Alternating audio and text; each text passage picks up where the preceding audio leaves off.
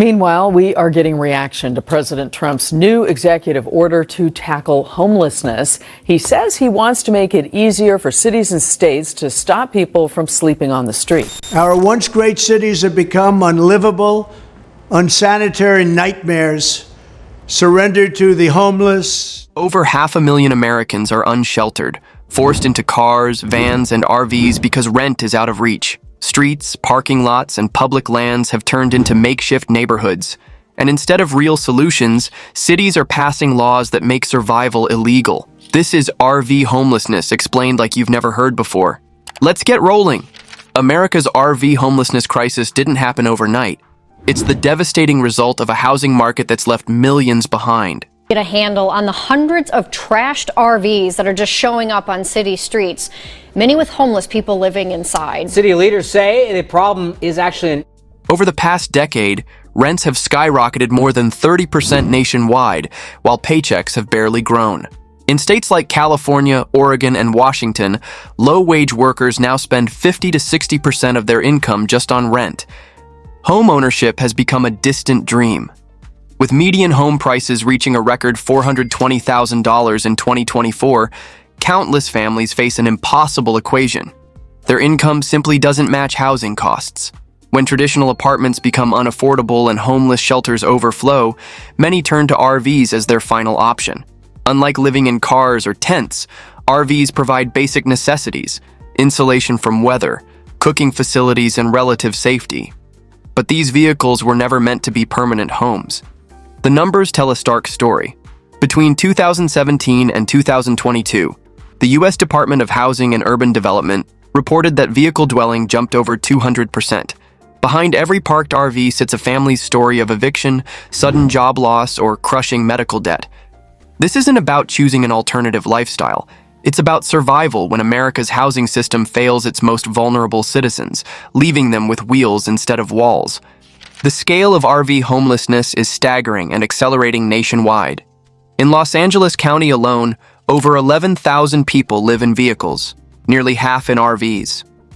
Now, homelessness has gotten so bad in the U.S. that we are seeing more and more RVs or mobile homes popping up on streets. Seattle sees 30% of its homeless population sheltering in cars, vans, or RVs. Nationwide estimates suggest more than 100,000 Americans live full-time in vehicles because they simply cannot afford traditional housing. What was once associated with retirees enjoying road trips has transformed into a mass survival strategy. The COVID-19 pandemic accelerated this trend as evictions spiked and relief programs couldn't keep pace. Desperate families turned to Craigslist and Facebook Marketplace, buying aging RVs for thousands of dollars, often their only alternative to sleeping outdoors.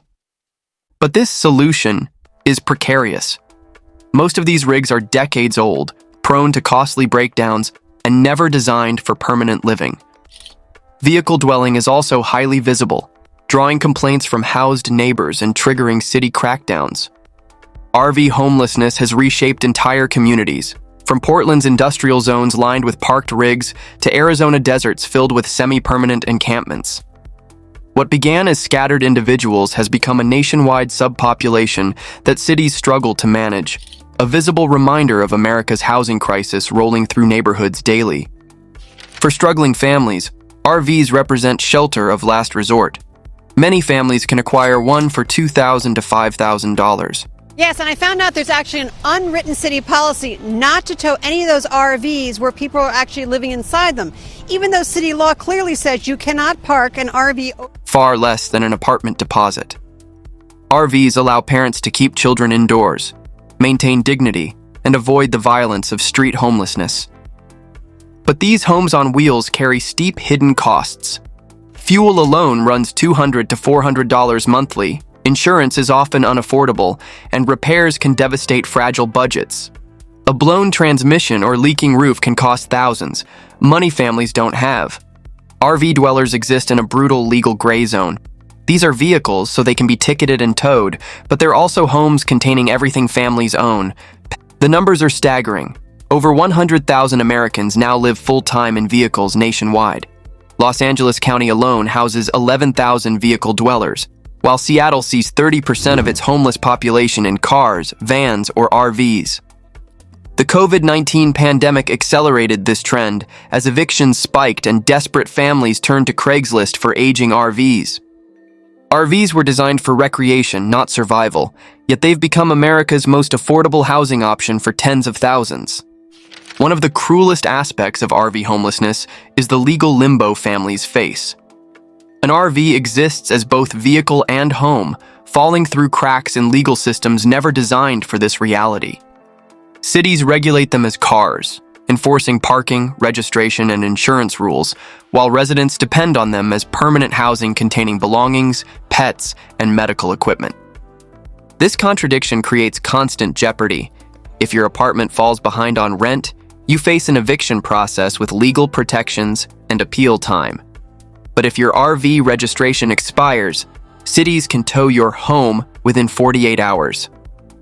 In Los Angeles alone, over 7,000 RVs were impounded between 2018 and 2022. Many never reclaimed because fees exceeded the vehicle's value. Zoning codes compound the problem, often prohibiting living in vehicles. Even parking on private property can trigger fines of $500 to $2,000 weekly. This legal framework criminalizes basic survival, punishing families as traffic violators rather than recognizing their housing crisis. The reality is clear. More and more families are turning to RVs because traditional housing is out of reach. Until laws recognize them as legitimate homes rather than recreational vehicles, real solutions will remain impossible. What's needed is housing policy, not parking enforcement. RV homelessness exposes one of modern America's harshest realities. Instead of helping the poor, many cities choose to punish them. Across the country, local governments pass ordinances making basic survival criminal. No overnight parking rules, sleeping in vehicles bans, and 72-hour move ordinances transform the simple act of resting into ticketable offenses. The scope is staggering. A 2022 National Homelessness Law Center study found over 75% of major U.S. cities have laws restricting sleeping in cars or RVs. In Los Angeles, violations start at $25 to $75, but quickly escalate into hundreds of dollars, impossible amounts for families already choosing between food and gas. Repeat violations often trigger impoundments, stripping people of their only shelter. The cruelty peaks at night. Police knock on doors at 2 a.m., waking children and forcing families to drive circles avoiding citations. These constant disruptions rob people of sleep, stability, and any chance of rebuilding lives. This isn't about traffic management, it's about criminalizing poverty. Instead of addressing the housing crisis that forces families into RVs, cities label their very existence unlawful, pushing vulnerable residents deeper into poverty while offering no alternatives. Unmanaged RV encampments create severe environmental damage that extends far beyond their residents.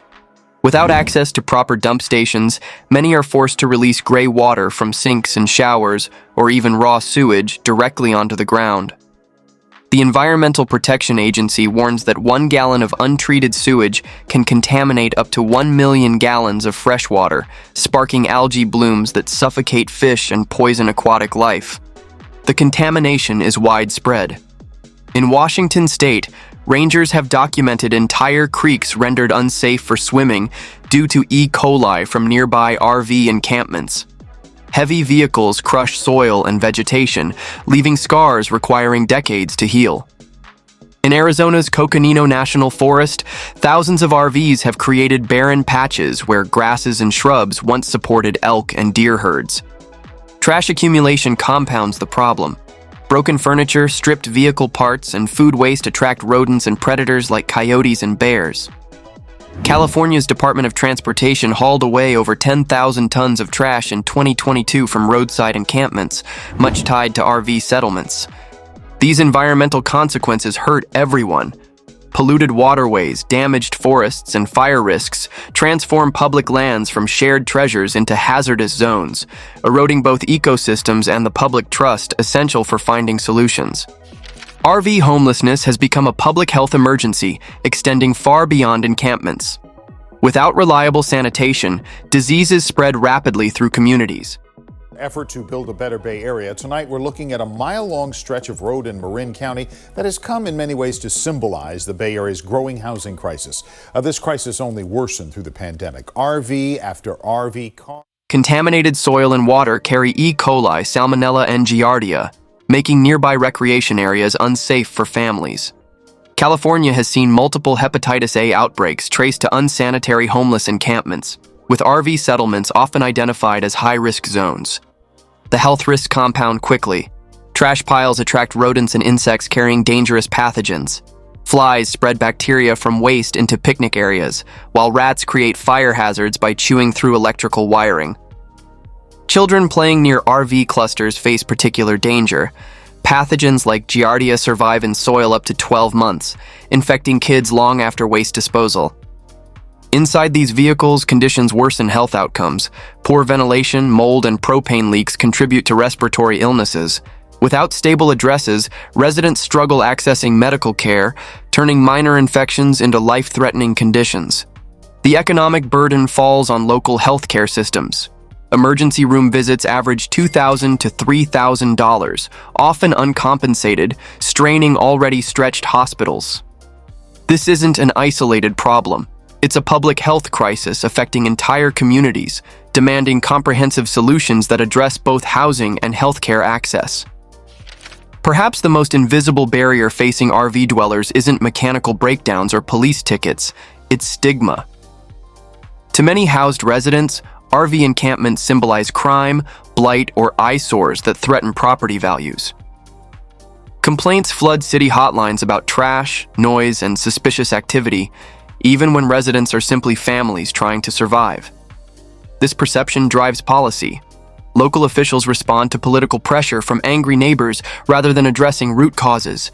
The numbers reveal this bias. A 2021 National League of Cities report found nearly 60% of homelessness complaints targeted vehicle dwellers, despite them representing only a fraction of the overall homeless population. Media coverage amplifies stereotypes by highlighting fires, drug use, or crime near RV encampments, even though most residents are law-abiding. The stigma becomes deeply personal. Parents fear disclosing their children sleep in RVs, worried about Child Protective Services involvement. Veterans and seniors, who comprise large portions of this population, often isolate themselves from shame. This social rejection prevents families from seeking help, reinforcing cycles of invisibility.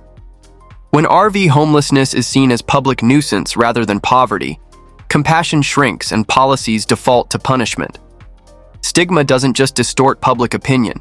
It actively drives the crackdown that pushes vulnerable families deeper into crisis. While cities defend strict RV enforcement as protecting neighborhoods, the financial reality reveals staggering expenses. Towing and impounding an RV costs $3,000 to $10,000, depending on size and condition. Oregon's Multnomah County spent over $700,000 removing abandoned vehicles in just 1 year. Los Angeles spends more than $5 million annually clearing RV encampments, while California's Department of Transportation removes 10,000 plus tons of trash yearly, much tied to vehicle dwellings. The costs multiply beyond cleanups. Each ticket generates court cases, administrative fees, and appeals. When families can't pay, which is common, cities rarely recoup fines, leaving taxpayers covering enforcement bills. Healthcare adds another expensive layer. Untreated illnesses from unsanitary conditions drive emergency room visits, costing cities billions nationwide in uncompensated care. Tourism revenue vanishes when public lands become associated with trash and encampments. The irony is stark. Solutions often cost less than enforcement. Safe parking programs in San Diego and Seattle operate at fractions of enforcement sweep costs, providing sanitation and security without towing. Yet most cities continue pouring money into cycles of tickets and cleanups that solve nothing. Cities face a choice: invest in expensive punishment or cheaper, humane alternatives that actually work.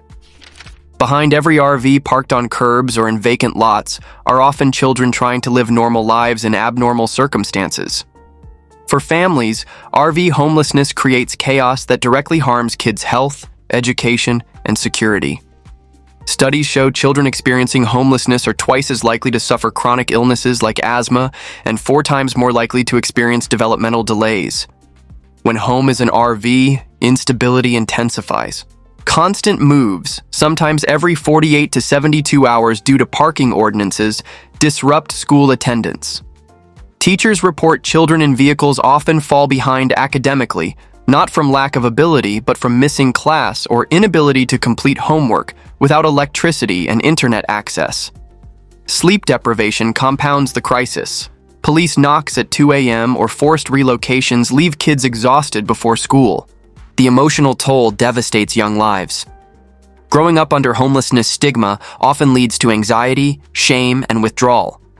Parents struggle shielding their children, but limited healthcare access, safe play areas, and regular meals make stability nearly impossible. When families are forced to raise children in RVs, this stops being just a housing crisis. It becomes a childhood crisis. It robs America's youngest citizens of safety, stability, and opportunity during their most formative years, with consequences that will last a lifetime. A heartbreaking share of RV homelessness belongs to 2 groups who deserve protection most: veterans and seniors. That's right. We're still trying to assess the impact. It's an executive order. It is not a law. And it appears that the federal government and the White House is trying to use the power of the purse and purse strings. Many older Americans survive on fixed incomes, but with average rents topping $1,900 monthly nationwide, Social Security falls woefully short. RVs become their last affordable shelter, yet maintaining them on limited budgets proves nearly impossible. Veterans face parallel struggles. Despite decades of promises, the VA still fails to house all who served. Roughly 33,000 U.S. veterans remain homeless nightly, with growing numbers living in vehicles. For many, RVs feel safer than shelters, offering privacy and independence, yet they carry severe risks: isolation, limited medical access, and constant police enforcement. Both groups face heightened vulnerability. Seniors struggle with mobility, making frequent relocations under 72-hour rules physically dangerous.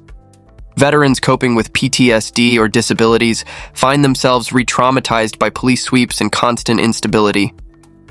These are people who worked entire lives or served their country, now fighting to keep shelter on wheels. RV homelessness among veterans and seniors starkly reminds us. This crisis isn't about laziness or choice. It's about systems failing those who gave the most. One of the most damaging narratives surrounding RV homelessness is the belief that people choose this lifestyle. While some digital nomads or retirees embrace RV travel voluntarily, reality for most vehicle dwellers is starkly different. National Alliance to End Homelessness surveys show over 70% of people living in vehicles cite eviction, job loss, or medical debt as the primary cause, not preference.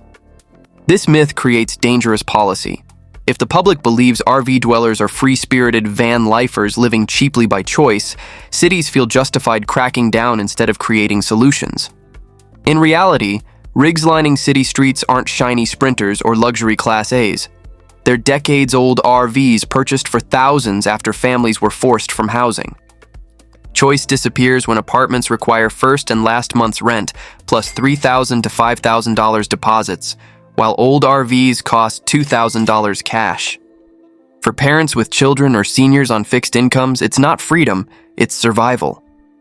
Framing RV homelessness as chosen not only erases the desperation behind it, it justifies cruelty toward families fighting to survive.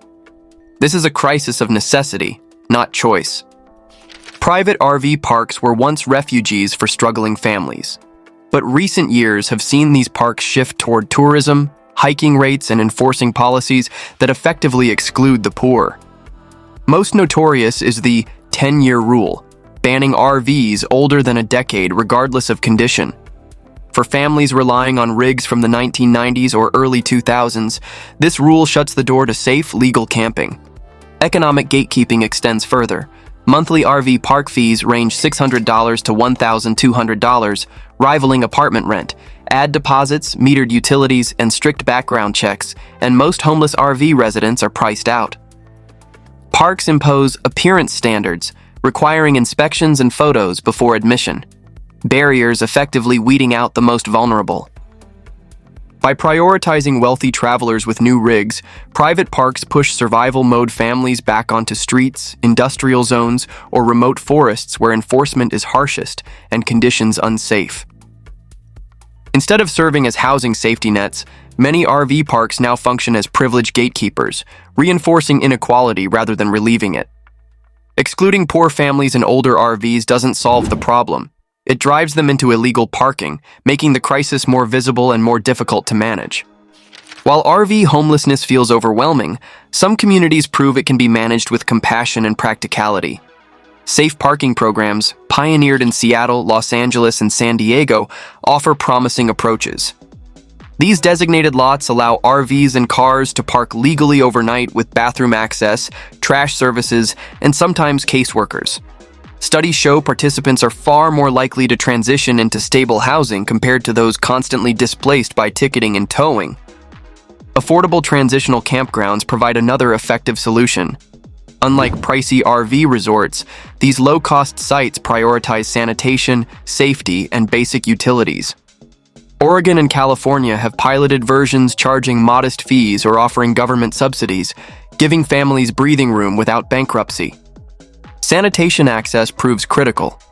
Installing more dump stations, providing mobile pump-out services, and expanding public showers dramatically reduces environmental damage while preserving dignity. These services cost cities far less than repeated cleanup sweeps. Housing first programs, prioritizing permanent housing before addressing other issues, have proven to reduce homelessness long-term. Pairing these policies with vehicle-specific support recognizes RV dwellers as residents, not nuisances, creating real pathways out of survival mode. These compassionate approaches offer hope, treating RV homelessness as a housing crisis requiring solutions, not a crime requiring punishment. The future of RV homelessness hinges on choices cities and states make right now. Policymakers face two clear paths. The first is the crackdown approach, expanding parking bans, enforcing permit-only rules, escalating impounds, and treating RV residents as nuisances to eliminate. If this continues, thousands will lose their last shelter, forcing them onto sidewalks, into tents, or hidden rural areas where conditions are more dangerous.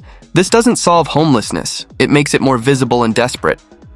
The second path is compassionate, recognizing RVs as survival housing and managing them with infrastructure rather than punishment. Safe parking programs, transitional campgrounds, affordable sanitation, and housing. First strategies demonstrate that humane policies are not only possible, but often cheaper than endless towing and cleanup.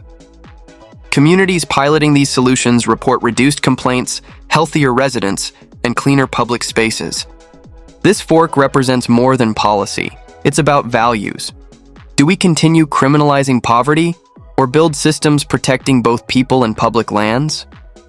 With vehicle homelessness growing every year, America's response will determine whether this becomes an entrenched crisis or a challenge we choose to solve. The decision is ours. The time is now. Every night, one knock on the door can erase an entire home. RV homelessness isn't just a crisis. It's a reality millions are living right now. What do you think? Are cities making the problem worse, or can compassion still win? Drop your thoughts in the comments and don't miss our next video where we expose even more of the hidden struggles RVers face on the road. Until then, take care, and we'll see you there.